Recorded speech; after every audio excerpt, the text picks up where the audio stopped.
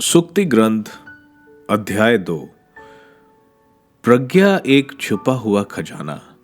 पुत्र, यदि तुम मेरे शब्दों पर ध्यान दोगे, मेरी आज्ञाओं का पालन करोगे, प्रज्ञा की बातें कान लगाकर सुनोगे और सत्य में मन लगाओगे, यदि तुम विवेक की शरण लोगे और सद्बुद्धि के लिए प्रार्थना करोगे, यदि तुम उसे चांदी की तरह ढूंढते रहोगे और खजाना खोजने वालों की तरह उसके लिए खुदाई करोगे, तो तुम प्रभु भक्ति का मर्म समझोगे और तुम्हें ईश्वर का ज्ञान प्राप्त होगा, क्योंकि प्रभु ही प्रज्ञा प्रदान करता और ज्ञान तथा विवेक की शिक्षा देता है।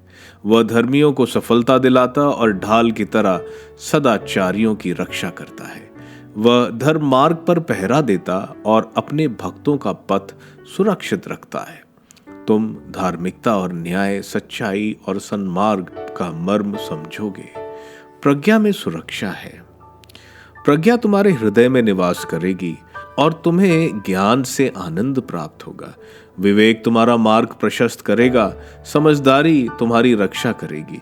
प्रज्ञा तुम्हें दुष्टों के मार्ग पर चलने से रोकेगी, उन लोगों से जो कपटपूर्ण बातें करते हैं, जो सन्मार्ग से भटककर अंधकार के मार्ग पर चलते, जो पाप करना पसंद करते और बुराई की दुष्टता का रस लेते हैं, जिनके मार्ग टेढ़े मेढ़े हैं, जो कपटपूर्ण व्यवहार करते हैं। प्रज्ञा तुमको परस्त्री के जाल से बचाएगी, उस व्यभिचारिणी के सम्मोहक वचनों से, जिसने अपनी युवा अवस्था के साथी का परित्याग किया और अपने ईश्वर का विधान भुला दिया।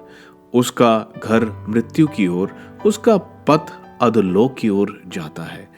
जो उसके यहाँ अंदर जाता है वह लौटकर जीवन के मार्ग पर फिर पैर नहीं रखता। इसलिए तुम अच्छे लोगों के पथ पर चलोगे, तुम धार्मिकों के मार्ग से नहीं भटकोगे। निष्कपट लोग देश के अधिकारी होंगे, निर्दोष लोग उसमें निवास करेंगे, किंतु दुष्ट देश से निर्वासित होंगे, विधर्मी उससे निकाले जाएंगे।